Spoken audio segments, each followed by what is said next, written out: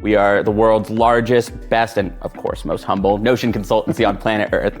And next thing I know, it's 7 a.m. on a Friday and I'm playing pickleball with 3 Fortune 500 tech executives.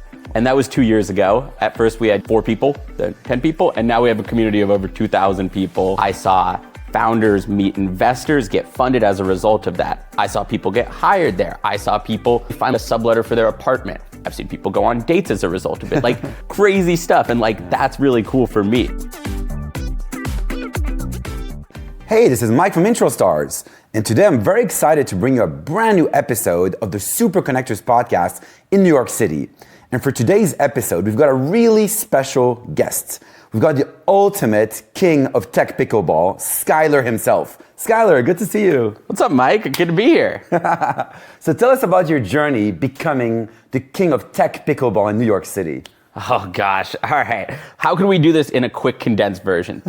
So my quote unquote call it day job is I'm a one-man sales team for optimization. We are the world's largest, biggest, best, and of course most humble Notion consultancy on planet Earth. And when I got brought on, 2.5 years ago at this point, we didn't have a huge marketing budget. So I thought, how can I get us some really good brand value and how can I generate us a community without a ton of spend behind it? And at the time, our largest prospect, I just knew the kind of person that if you can just get in front of them, you can close them because they have the perfect use case. Yeah. And I saw him post on LinkedIn one day and he was like, hey, I'm going to be in New York next week for a bunch of tech events, but I really want to play pickleball. Who can set up a game? And I was like, I could set up a game. And next thing I know, it's 7 a.m. on a Friday and I'm playing pickleball with 3 Fortune 500 tech executives. Wow. And I'm like, oh, holy smokes. And then I'm like, play it cool. Don't try to sell them. Just become friends. And then I got all their numbers. They started referring me business. And I said, maybe I should just do this every Friday. Let me just host community events and maybe people would show up. And that was 2 years ago. At first we had, 4 people, then 8 people, then 10 people. And now we have a community of over 2,000 people. Wow. Founders, VCs, executives, you name it in New York. And we're at 50 something events hosted. And it's been really, really fun. So you found the perfect way to build relationship, build trust in a friendly, fun environment so people open up to you and then you can potentially refer business to each other, right? So that's literally the ultimate path to become a super connector is to meet people in a friendly, open way to get to know them. And so how did that, being the king of tech pickleball in New York, how did that bring you on to becoming a super connector? Yeah, it's funny. It's I always love helping other people. That's always been a passion of mine. But when I started this, that was never the goal. It was more just let's bring people together and let's see what happens. And then naturally, as time happened, the magic, without me even doing anything, I saw founders meet investors, get funded as a result of that. I saw people get hired there. I saw people literally find a subletter for their apartment. I've seen people go on dates as a result of it, crazy stuff. And that's really cool for me. And so it's if I can bridge that gap and be that person that brings the community together and I don't even have to be heavily involved. I can just be hey, come to these events, have a good time. And you never know who you'll meet.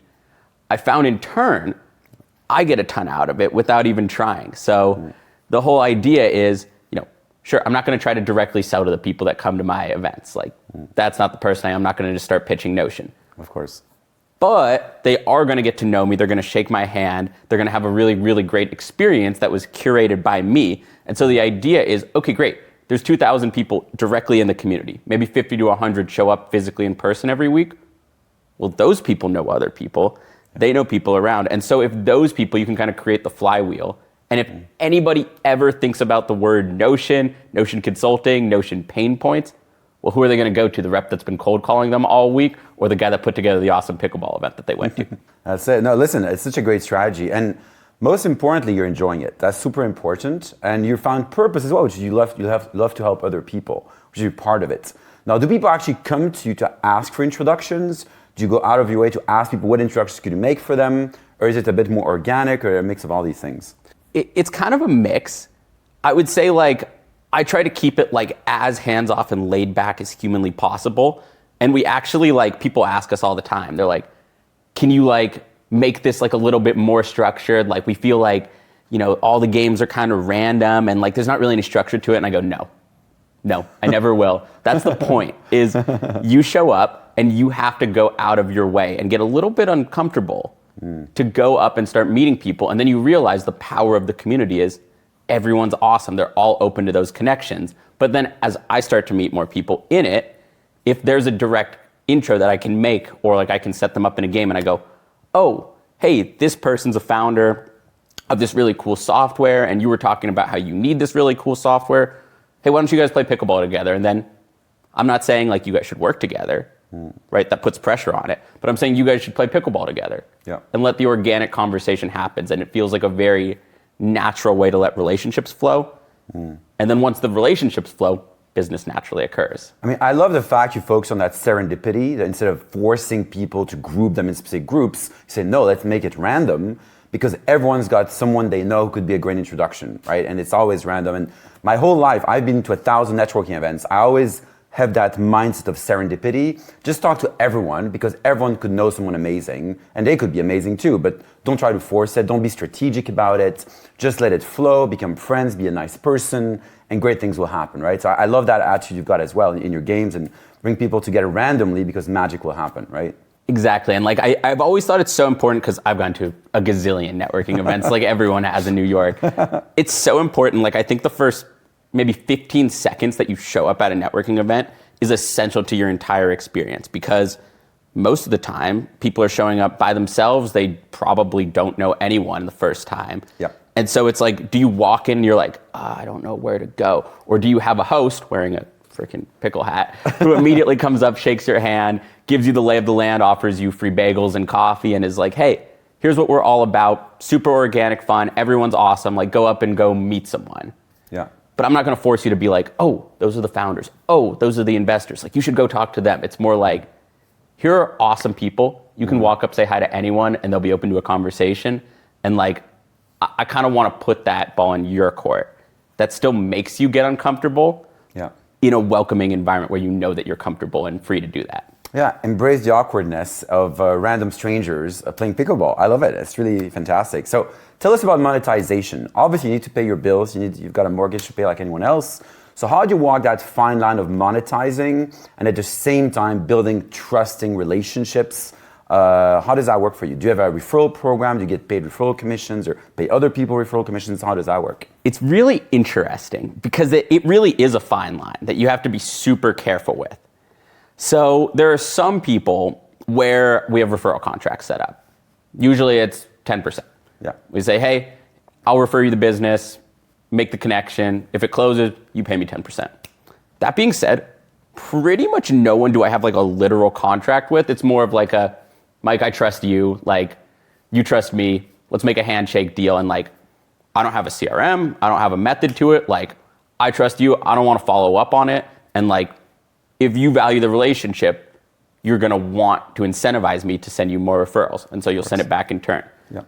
Generally though, I just make referrals and like really take that like giver's gain approach, where it's like, I know that if I'm helping you with like no ask, no real incentive behind it, in turn, you're going to want to help me. And if anyone ever comes by your plate that's, potentially relevant or interesting for me, you're probably going to want to make that referral to make it back. So it's really building your personal brand, your reputation as a helper, building good karma, and building trust with people around you by helping them, right? And that in turn will come back to you with new business, hopefully. But do you have some kind of system of tracking mechanism for introductions? You said it's mostly a gentleman's handshake, and sometimes you do have referral agreements. So do you have any kind of tool to track introductions you made and received, to track those over time? Are you using anything?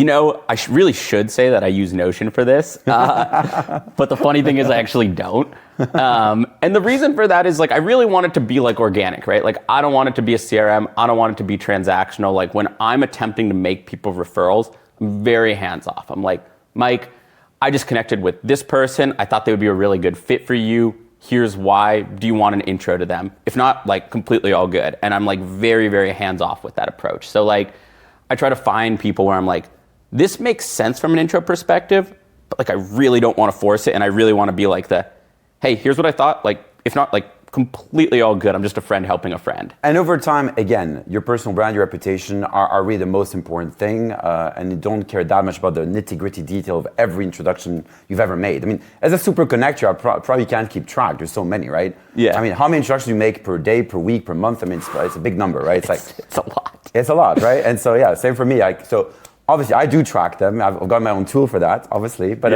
But clearly, there as a super connector, you just want to do as many as possible and help as many people as possible, right? Because it's in your best interest to elevate your brand. Yep. I mean, I wish I had a better system. Maybe we can talk about that. But yeah, it'd be really cool if there was just like a way on the back end that like tracks it all for me, because I'm like, I don't know, I just kind of do it and then like live in the flow after. So tell us about your big projects for this year. Do you have something you're looking forward to, something which is really dear to your heart you're working on this year? And where can people follow that? I've got 3 big projects, and I'll keep them small. On the Notion side, we want to achieve world Notion domination. Absolutely. We are building so many crazy things for so many big companies. We're dealing with 1,000-person fintechs. We're dealing with like really, really cool and unique companies like Patreon. And we really want to take it to the next level. So we're always looking for more companies, especially, little plug, Notion Agent. I know it's going to record in like 3 months, but Notion Agents just rolled out yesterday. And it's one of the craziest things I've ever seen. So if you want help with use cases, we're going wild with them. That's number 1. Number 2 is I want Tech Pickleball to continue to evolve. And not from like anything more than I just want more cool people to come, have an awesome time, and like experience like the raw power and like authenticness of the community. So every Friday mornings, once the weather's nice and we're not in a blizzard, every Friday morning, McCarran Park, 7:30 to 9:30, free bagels and coffee. There's no ask, there's no CTA. You're gonna have the time of your life. And the third thing is I found that as much as my community is incredible, I love it, it's near and dear to my heart, for sponsors specifically, they want more curation, right? If there's a sponsor who wants to meet only VC-backed startups, okay, well, they might come to my event and there might be 100 people and maybe 5 to 10 of them are relevant leads, but the rest of them aren't. That's fine. I understand that. So I've started running like these very dedicated, curated pickleball tournaments where I'm almost like this business matchmaker, call it. And I bring together venture-backed startup founders with the sponsors who are perfect for them. The founders get to meet cool new people. They get to compete in like an incredible tournament. And the sponsors get to meet their direct leads and the direct people that they want to connect with in a fun, engaging pickleball tournament. So then you become like an event organizer, curator of bringing the right sponsors and their ideal target customers, right? It's perfect. So you become really an event organizer, really. That becomes a proper paid gig now. Someone called me a LinkedIn wingman the other day.